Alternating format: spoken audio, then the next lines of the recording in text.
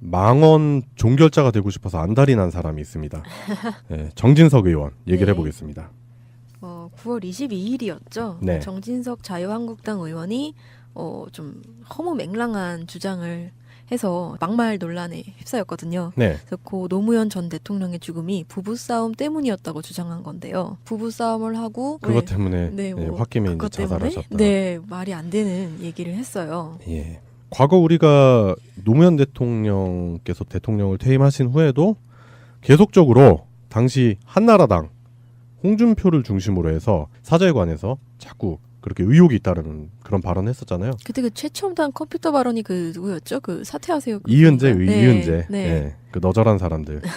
홍준표, 나경원, 이은재, 이계진. 어, 예, 그 사람들이 주축이 돼가지고 말도 안 되는 그런 식의 발언들을 해서 상처를 많이 준 상태였었고 네. 이제 대통령께서 돌아가시고 난 뒤에도 자꾸 이런 식으로 이런 패턴의 발언들을 반복하는 것 같아요.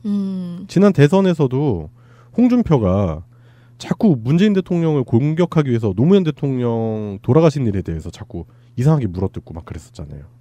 그런 식으로 자꾸 폄하를 해서 어떤 정치 의도가 있는지도 한번 분석을 해보는 계기가 좀 필요할 것 같더라고요. 약간 이런 걸 뭐 어그로꾼이라고 얘기하지 않나요, 보통? 네, 그렇죠. 숲을 보라 그러면은 흙먼지를 보는 인간인데. 네. 그리고 심지어 이런 사생활에 대해서 전혀 존중이라는 게 없다고 해야 되나? 사실이 아니잖아요. 네, 사실도 아니고요. 네, 사실이 아닌데 그걸 SNS 상에 올렸다. 그럼 이거 일단 명예훼손도 포함이 되고요. 네. 그다음에 허위사실 유포까지 포함이 되는 범죄이고요. 그리고 지금 이제 일단은 더불어민주당에서 논평을 통해 가지고 홍준표 대표가 아방공 발언으로 생전에 노 대통령을 그렇게 괴롭히더니 정 의원까지 파렴치한의 대열에 합세했다고 꼬집어서 이렇게 말씀하셨죠. 네, 그러면서 이것이 명예훼손 네. 적용될 수 있다고까지 말씀해 주셨죠. 네, 그렇죠. 그리고 이거는 뭐 명예훼손 이런 걸 떠나서 정치인 이전에 사람으로서는 진짜 완전히 예의가 없는 거죠. 사람에 대한 예의가 없는 인간들이죠. 네. 네. 그 정진석 의원이라는 사람이 사실 저번에 저희 방송에서도 잠깐 언급된 적이 있었어요. 네. 왜냐면은 사실 이 사람이 새누리당 시절에 원내대표를 했었기 때문에 그렇죠. 꽤나 중책이 있었던 사람이거든요. 네. 새누리당 시절에 있었던 그 모든 그 국정원 사건이라든가 그런 정치 공작이잖아요. 사실. 네네. 부부싸움이 일어났다 뭐 이런 식으로 몰아가는 거 그게 사실 국정원이나 검찰들의 그 짜고치기 하는 그런 어떤 계획에 따라서 그렇게 됐다는 증거가 어느 정도 다 나와 있는 상태에서 네. 그때 당시 새누리당이 하던 주장을 똑같이 여기서도 한다 이거에 대해서 혁신을 한다 뭐 이런 얘기는 하지만 이름도 심지어 당 이름도 바꿨잖아요. 그렇죠. 그런데도 그걸 아직도 버리지 못했다. 그러니까 폐륜적인 당의 전체적인 색깔 자체를 아예 버리지 못했다. 그런 걸 다시 한번 또 보여주는 그런 사례가 될 것 같네요. 네, 그래요. 그 지금 최근에 뭐 홍준표 대표가 우리 지난주 방송에서도 얘기했지만 대학교에 특강도 나가고 그리고 여성 단체들과 토크 콘서트도 열고 네. 네, 그때도 뭐 무참히 무엇이 젠더 폭력이냐고 물어보셨던 그분. 저 가루처럼 까였다는 네. 후문이 있었는데 그런 일들을 하면서 뭔가 자신들의 지지 기반의 스펙트럼을 넓히려고 하는 것 같은데 전혀 먹혀들고 있지 않은 상황이거든요. 그러면 제가 봤을 때는 그런 생각도 드는 거예요. 어차피 안 되는 판들은 버리고 이런 식으로 해서 자기들이 기존에 있었던 그 보수들 있잖아요. 지금 당 지지도가 아직 20%도 안 나오잖아요. 자유한국당 같은 경우. 그러면은 뭐 우리가 예전에 그런 얘기 많이 했었잖아요. 콘크리트 30% 지지층들. 그 지지층들이 다 어디 갔냐고요. 그러니까 그 지지층들을 지방선거 전에 다시 규합하기 위한 일종의 꼼수가 아닌가 그런 생각도 듭니다. 그럴 수도 있겠네요, 진짜. 네. 예, 그래서 일단은 노무현 재단에서도 강력하게 법적 대응을 준비하고 있고 지금 정진석 의원 자체가 사과라든지 이런 건 기대도 안 하지만 오히려 떳떳하게 자신이 뭘 말을 잘못했느냐 뭐 이런 식으로 나오고 있는 상황이고. 이거는 굉장히 그 태도의 차이라는 점이 있어요. 네. 그 정진석 대표가 지금 명백하게 잘못을 저질렀는데도 네. 그거에 대해서 사과를 안 하잖아요. 네. 근데 이거랑 너무 대비되는 사건이 또 일어난 게 많이 아시는 그 정청래 의원 그 아들이 일으킨 문제에 대해서 네. 언론에서는 익명의 의원이라고만 얘기를 했는데 네. 근데 SNS에서 그걸 직접 자신이라고 바로 밝히고 그거에 대해서 공식적으로 사과문을 직접 게재해서 사과를 하셨잖아요. 그렇죠. 그런 점하고 대비해 봤을 때 이 태도의 차이. 제가 뭐 얘기가 나와서 그런데 정청래 의원은 그 점 참 잘했다고 봐요. 네, 정말 네, 잘했어요. 잘했고 그게 정청래다운 모습. 물론 자식의 일이기도 하지만 미성년자 자식이기 때문에 많은 분들이 이제 정청래 의원의 그 자식 교육에 대해서 가정 교육에 대해서 많이 질타를 하시는 것도 사실이긴 하지만 그건 그렇다 쳐도 그 후에 태도의 문제거든요. 윤소나 아들 있잖아요. 네. 윤소나 아들 문제 그런 거. 그런 식으로 축소 은폐 막 이렇게 시키려고 하는 사람들 있고 이제 뭐 장재원 아들 사건도 그랬잖아요. 처음에 그 장재원이 밝힌 거 아니잖아요. 언론에서 사람들이 누리꾼들이 다 밝혀낸 거 아니에요. 그런데 그거와 대비되는 걸로 정청래 의원은 본인이 언론에서는 숨기고 있는데 본인이 직접 오픈을 해서 사람들이 알게끔 하고 그걸 통해서 그 피해 가족분 그리고 피해자 학생에게도 공개적으로 사과를 하고 그리고 또 지지자분들에게도 또 공개적으로 사과를 하는 태도의 차이인 것 같아요, 진짜. 예. 그리고 정진석 의원의 가족 계보를 보면은 아버지부터 해가지고 다선 의원 집안이에요. 아버지가 또 보니까 군사정부 시절에 경찰로서 아주 또 오랜 기간 롱런하셨고 또 요직에 있었고 그 나와가지고 뭐 이제 공화당, 민정당 알잖아요, 다 뻔하잖아요. 그 당 사람들. 콩심인데 콩 난다는 말이. 아 그럼요. 네. 예, 그래요. 정진석 의원은 큰 코 다치기 전에 빨리 석고대죄해라. 그렇지 않으면 법의 심판도 받을 뿐더러 민심의 심판을 제대로 받을 것이다. 이런 말씀 전해드리고 싶습니다. 예, 첫 번째 이슈였습니다. 자, 노무현 전 대통령의 뇌물 문제로 부부싸움 권 여사 가출 뒤 스스로 목숨을 끊었다. 오늘 조금 기사들이 좀 이상하네요. 근데 과거에 어떤 좀 유명을 달리하신 분들 얘기가 계속 나오네요. 자유한국당 정진석 의원이 노무현 전 대통령의 죽음에 대해서 이제 이렇게 얘기를 좀 했습니다. 박원순 서울시장이 최대 정치보복은 이명박 대통령의 노무현 대통령에게 가한 것이다라는 이 말을 한 적이 있는데 이 말에 대해서 정진석 의원이 이제 페이스북에 이제 반박을 하면서 얘기가 나왔습니다. 노 대통령의 부인 권양숙 씨와 아들이 박연차 씨로부터 수백만 달러의 금품 뇌물을 받은 혐의로 검찰 조사를 받은 뒤 부부싸움 끝에 권 씨는 가출을 하고 그날 밤 혼자 남은 노 대통령이 스스로 목숨을 끊은 사건이다라고 정진석 의원이 페이스북에 썼습니다. 민주당에서는요, 사실 무근이다. 그 노무현 재단에서도 마찬가지고요. 이렇게 고인의 명예를 훼손한 정 의원은 정치적, 법적, 도덕적 책임을 져라라고 하면서 강하게 성토하는 분위기가 나오고 있습니다. 그럼 정 의원은 이 얘기를 어디서 누구한테 들은 건가? 부부싸움이 있었고 권 여사가 가출을 했고 그래서 그 다음날 새벽에 스스로 목숨을 끊었다라는 이 얘기는 어디서 들은 얘기인가라고 봤더니 조선일보에 나와 있습니다. 정 의원이 조선일보와 통화해서 돌아가신 전직 대통령이나 그 가족에게 상처 줄 의도가 아니다. 노 전 대통령 죽음이 이 전 대통령 때문이 아니라는 걸 밝히자는 게 본질이다라면서 노 전 대통령이 죄책감 때문에 스스로 책임을 지으려 했다는 건 문재인 대통령이 언론 인터뷰에서도 말했던 것이다라고 얘기를 하고 있고요.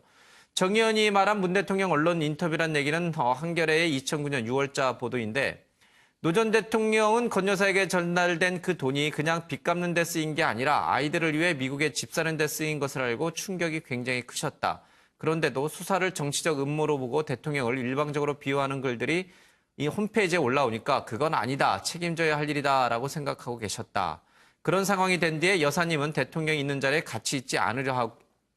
같이 있으려 하지 않고 대통령이 들어오면 다른 자리로 가곤 했다라는 이 보도를 근거로 제시한 거였습니다. 저도 당시에 이 기사 내용이 좀 기억이 나요. 이제 권 여사하고 노 대통령이 이제 뭐 사이가 좋을 리가 없겠죠. 사이가 좋지 않아서 함께 있는 자리를 좀 피했다라는 기사를 저도 읽은 기억이 납니다. 근데 함께 있는 자리를 피한 것이 권 여사가 가출한 것과 이렇게 똑같은 것인지 아니면 정말 우리가 모르는 정말 그 당시에 진짜로 가출했는지 그래서 그 다음날 노 전 대통령이 부엌이 바위에서 이제 서거하신 것인지 모르겠어요. 이걸 이제 다시 한번 좀 이거 김광석 씨 문제만큼이나 이것도 사실은 이제 굉장히 좀 정치적 논란까지 더해질 수 있는 문제인데 정진석 의원의 이 발언 그 앞서서 또 박원순 서울시장의 발언 노 전 대통령에게 가해진 정치보복이 최고의 정치보복이다라는 말 적절성을 좀 한번 좀 듣고 싶어요. 어떻게 보세요? 이게 전체적으로 적폐천사는 이런 이름으로 대개들 그러면 전 정권의 어떤 상황들을 정리하는 부분인데 이게 전에 있는 이명박 정권까지의 칼끝을 수사의 그 끝을 지금 정조준하고 있기 때문에 거기 나온 반박이라고 생각하고요. 지금 사실의 발단은 박원순 이 사건의 발단은 박원순 시장이 그 얘기하신 대로 이명박 정부가 뭐 박원순 제안 문건을 했다 그러면서 그것이 최고의 뭐 정치보복이다 이런 거에 대한 댓글을 쓰는 과정에서 나왔거든요. 시작이 어떠한 그런 뭐 자극을 주는 얘기를 했더라도 예.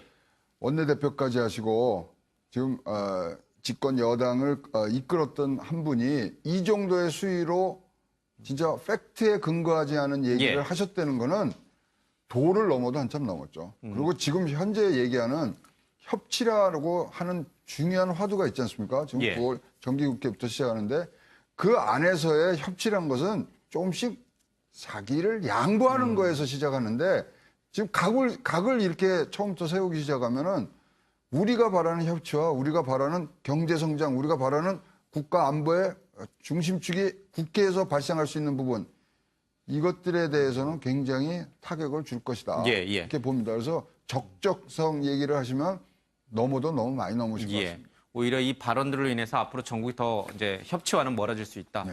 왜냐면은 사실 이 사람이 새누리당 시절에 원내대표를 했었기 때문에 그렇죠. 꽤나 중책이 있었던 사람이거든요. 네. 새누리당 시절에 있었던 그 모든 그 국정원 사건이라든가 그런 정치 공작이잖아요. 사실. 네네. 부부싸움이 일어났다 뭐 이런 식으로 몰아가는 거 그게 사실 국정원이나 검찰들의 그 짜고치기 하는 그런 어떤 계획에 따라서 그렇게 됐다는 증거가 어느 정도 다 나와 있는 상태에서 네. 그때 당시 새누리당이 하던 주장을 똑같이 여기서도 한다 이거에 대해서 혁신을 한다 뭐 이런 얘기는 하지만 이름도 심지어 당 이름도 바꿨잖아요. 그렇죠. 그런데도 그걸 아직도 버리지 못했다.